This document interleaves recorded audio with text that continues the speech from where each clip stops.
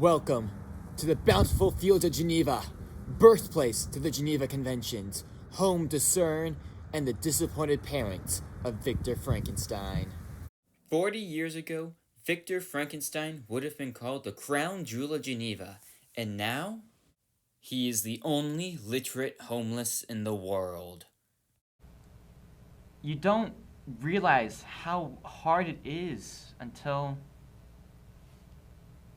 you lose everything. What I will chronicle to you today is a tale of betrayal, lost love, and secret government operations. I'm David Attaboy, and this is CCB. Everyone thinks we're fictional characters, but we're not. I mean, it's been company tradition since the beginning that our immortal members get books or plays commissioned about them. I think it's a really sweet tradition.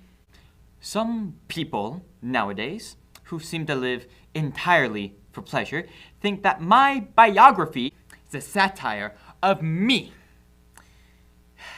That wild fellow was just too flamboyant for his own good.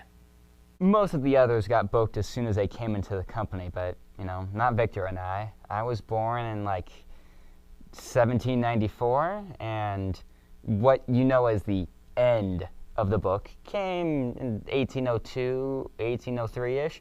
And, it took a couple of years for Victor to come up with the idea to book us in the first place. So, pretty special in that regard. But then he had a hard time getting a hold of Percy Shelley.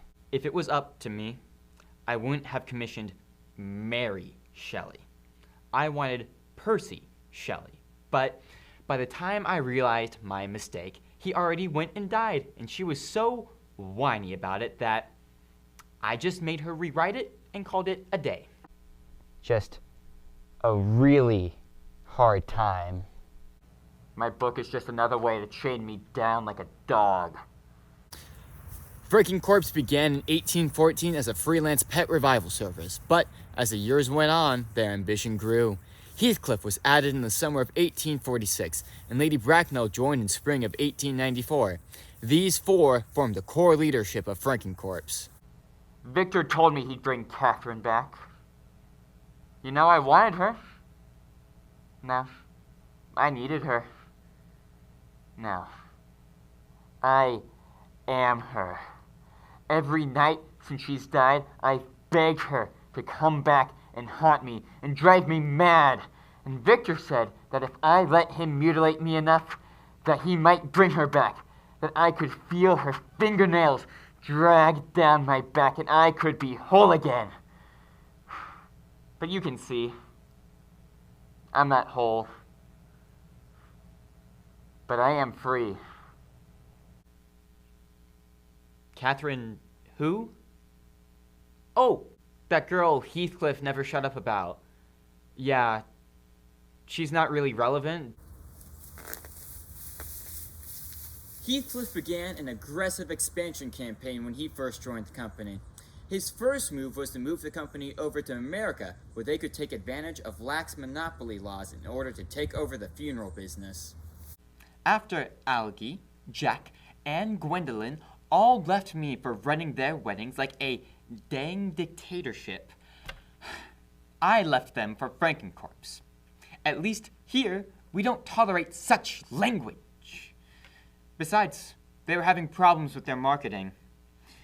Apparently, among the lower classes, it is not appropriate to have a breathing corpse during an open casket funeral, but I worked my magic.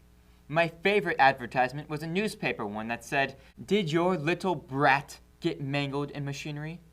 Did your wife nag you too much about your whiskey problem and you took care of her?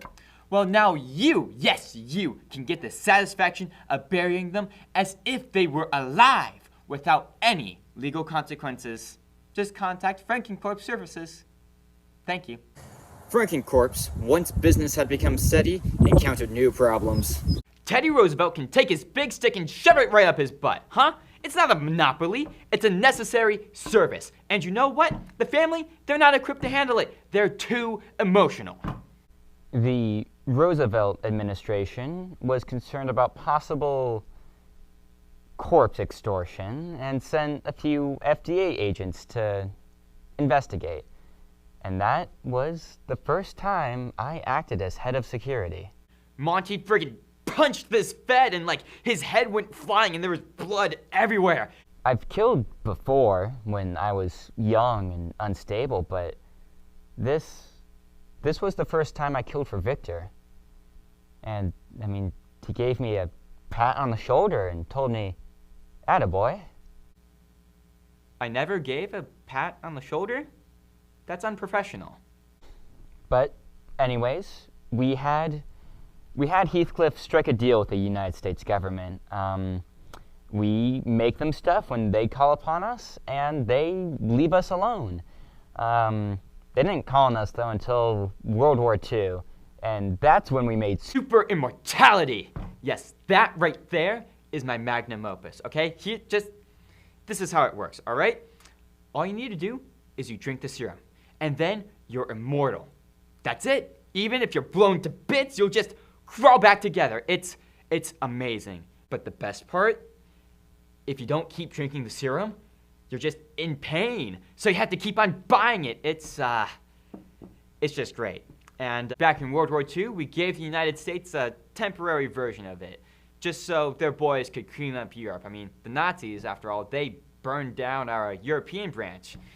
Said something about us plagiarizing their work. Bunch of pricks. It burns. Super immortality. He was prancing around after I drank it, singing about how Catherine was always too decayed to ever reanimate. I was going to beat him into a bloody pulp, but before I could feel the fires of hell overwhelm my passions, and I was forced to kneel before him. I don't take the serum anymore.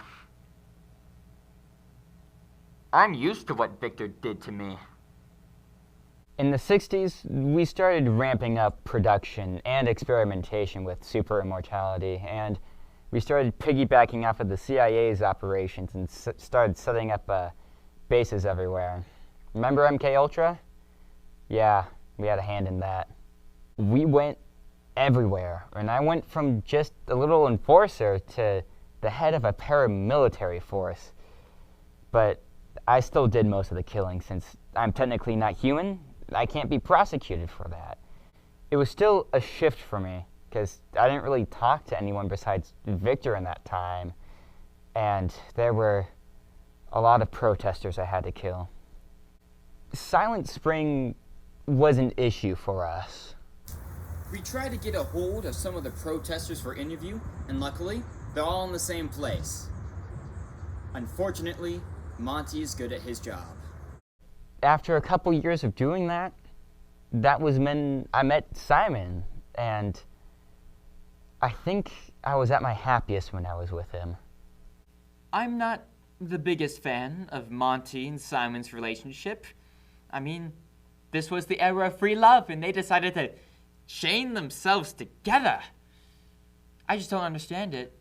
But during this time, we did have our controversies, and as always, I had to swoop in and save us. Has your family died? I know mine has. But don't fret, if they're still alive, you can buy super immortality, and they can be blown to bits, and they'll crawl back together better than when your daughters still talk to you. So, act now, or you'll end up like this poor widow. Gwendolyn, why? Buy now, get one free. Simon was, how do I put this delicately? An annoying little brat. He kept on whining to Monty about how I treated him, and he had no basis for it, because I treated Monty like he was my own son. What about your countless children recently discovered through DNA testing? Well, then I treated Monty better than my own sons. The split with Simon was ugly. He said I only talked to him when I needed something like, but I've been trying to make it better.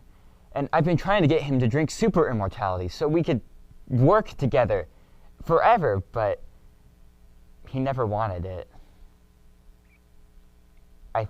I think he's in the hospital now. He's pretty old.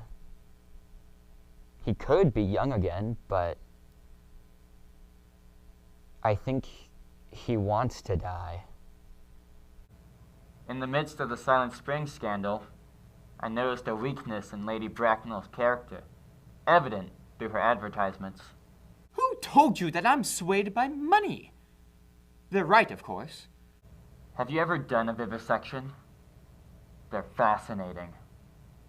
I did one once, on a pig. When you slice through a pig, you have to be careful, because they're full of guts. But you have to keep on cutting, because you have to discover more.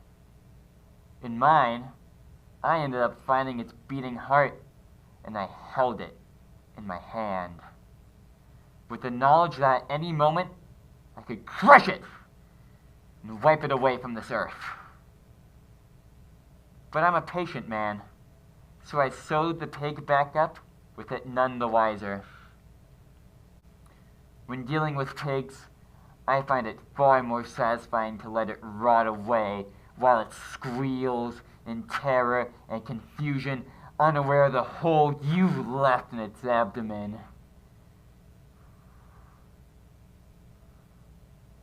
Frankencorp is a pig. I don't know why the company went belly up. I mean, I know, obviously, it was because the company was being prosecuted from here to to my old college and back by the DOJ, but, I mean, maybe Heathcliff got sloppy or something, and, God, we got blamed for the AIDS crisis, and it didn't help that Bracknell decided to make our commercials a little more unhinged. Let's get physical about corporate overreach in your life. Frankencorp has been operating thousands of underground labs in coordinates with the major world powers in order to violate human rights, and they've been dumping the bodies of protesters into the ocean. Furthermore, our CEO, Victor Frankenstein, voted for Jimmy Carter back in '80. Down with Frankencorp. Bye. They took everything from me. And now I'm stuck, immortal, homeless, and somehow still literate. I don't live with Victor anymore. I mean, he was like a father to me, but some of the stuff Simon said made sense. I told him I needed to be on my own when the company went under, and he hasn't talked to me since. I thought that would be enough for Simon, but he doesn't want me back either.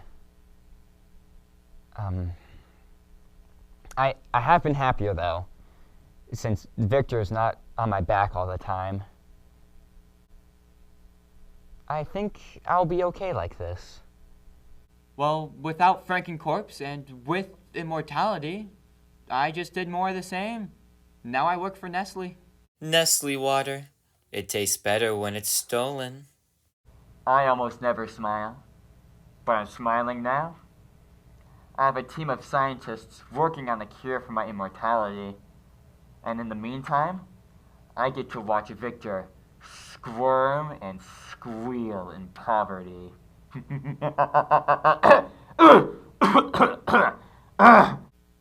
It's not fair. Nothing really is, I guess, but it was supposed to be in my favor. And thus ends the story of Frankencorp. Now, join us next week as we explore with James Cameron the remains of the Nautilus.